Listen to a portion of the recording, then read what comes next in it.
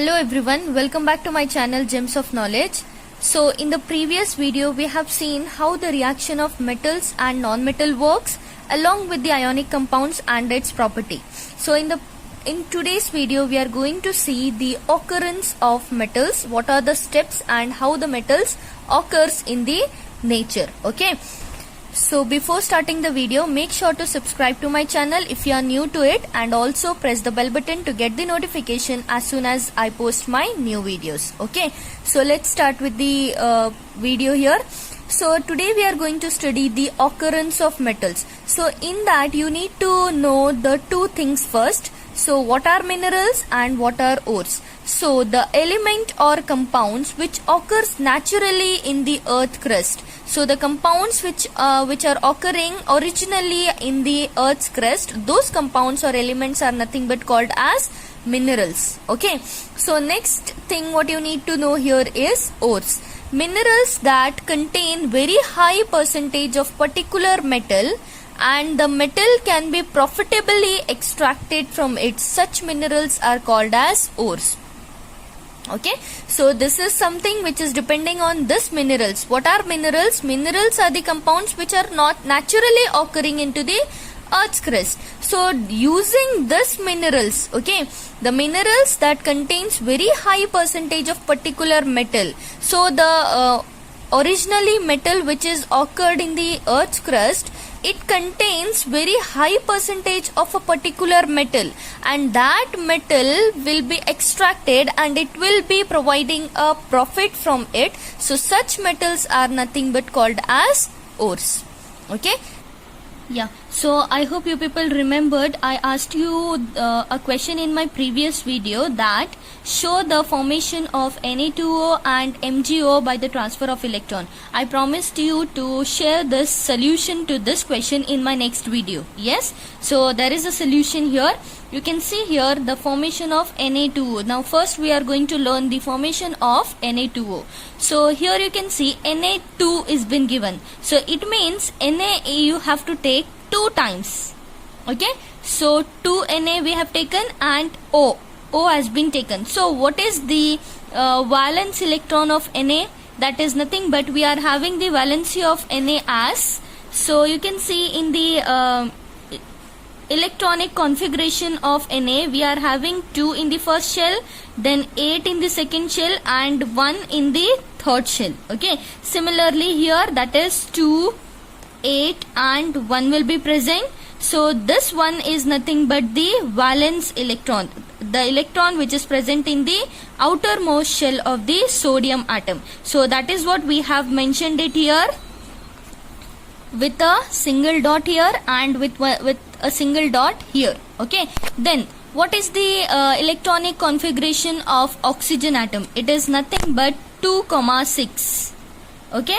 Since the oxygen atom is having the atomic number 8, so in the first shell we will be writing it as 2 and in the second shell it will be 6. So the outermost shell will be of 6 electrons. Okay, 1, 2, 3, 4 and 5, 6.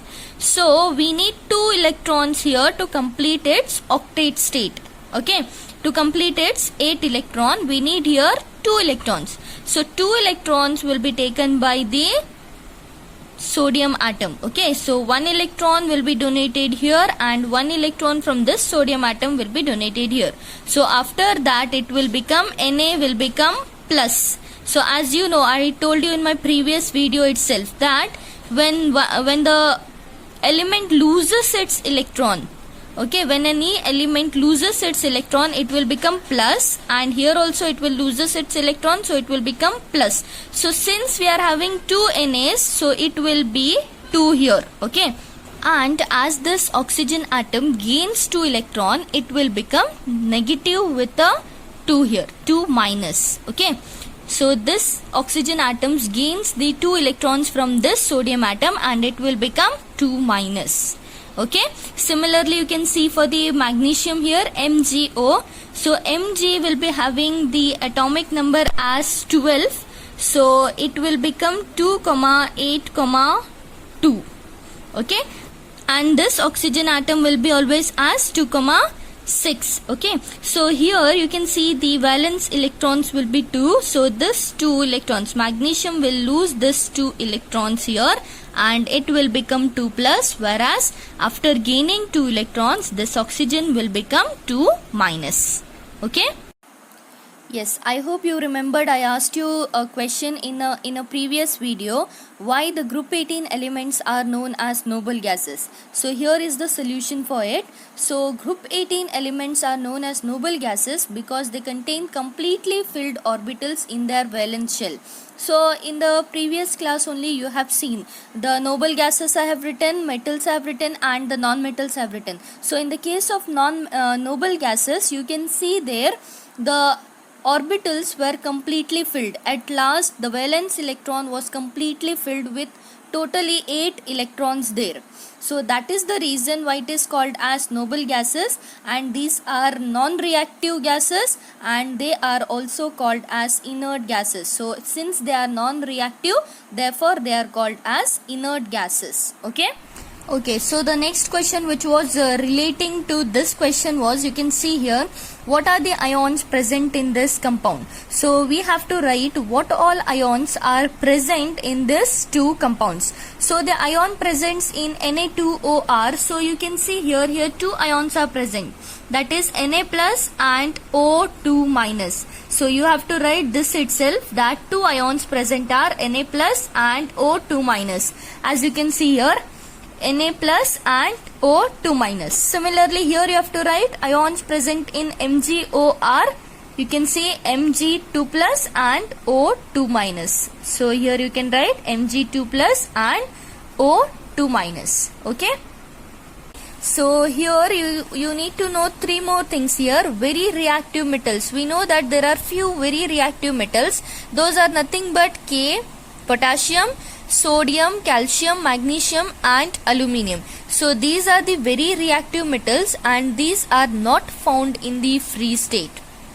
Okay, they are naturally occurring but they are not found in the free state.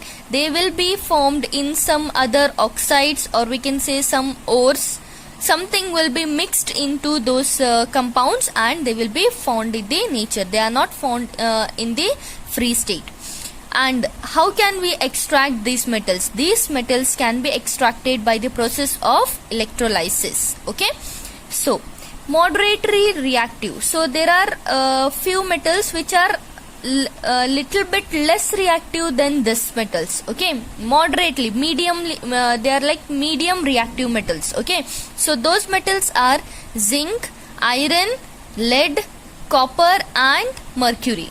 Okay, so these metals are occurring as sulfides, oxides and carbonates. Okay, so these are the metals which are occurs as the sulfides, like zinc sulfide or zinc oxide or zinc carbonate will be formed in the nature. But we are not forming this originally. We don't get this zinc metal in the free state. It will be formed in the sulfides, oxides or else carbonates. Similarly all of this. Okay, so this can be reduced by using carbon. So this compounds can be reduced by using the carbon. Okay, then the last one is least reactive metal. So these two are the least reactive metal, that is silver and gold. So they occurs in native or free state. So these are the only two metals which we get in a free state. Okay, they are in the pure form of their metals. These metals will get in their pure form into the earth's crust. Okay. Yes, do you know this? Platinum pieces will always have the same weight from when you start wearing them. You might be knowing, so after a few years of wearing gold, the weight of the gold has been reduced to some extent. So this was the case in the case of gold, but in the case of platinum this is not the case. Why? The reason behind this is that platinum is 60% denser than the gold. So it means platinum is the heaviest metal than the gold. So it is 60% heavier than the gold. Okay. So this is the reason why platinum is a bit costlier than your gold. Okay. So next we need to know how the extraction of metals are taking place from their ores. So basically it is done in the 3 steps. So the step 1, step 2 and step 3. The step 1 is nothing but the enrichment of ores, and step 2 is nothing but extraction of metals, and step 3 is refining of metals. So in case of extraction of metals, there are 3 cases. Okay, it is different for low reactive metal, it is different for moderate reactive metal, and it is again different for highly reactive metal. So in the today's video we are going to see the step 1, that is enrichment of ores. Okay, so you can see here the step 1, that is nothing but the enrichment of ores. So before this you need to know what is gangue.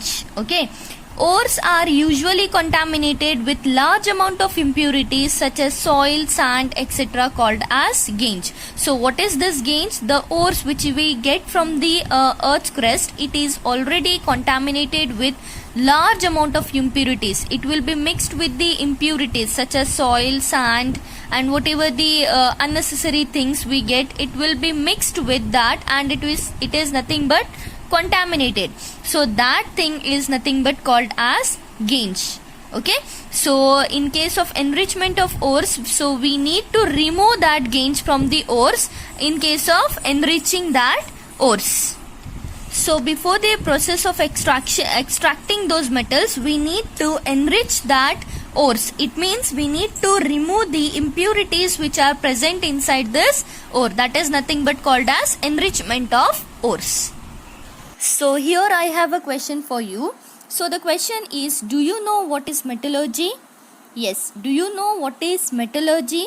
So if you know the answer to it, then quickly scroll down into comment section and type your answer there. The solution to it will be provided in my next video. So stay tuned and stay connected, and don't forget to subscribe my channel and also press the bell button to get the notification. So I hope this concept, that is occurrence of metal concept, is clear to you, and the step 1 enrichment of ores is also cleared. So if you like my video, do hit the like button, and you can comment me down if you are having any doubts regarding it. And the remaining 2 steps, that is extraction of metals and refining of metals, will be shared in my next video. So stay tuned and stay connected. Thank you.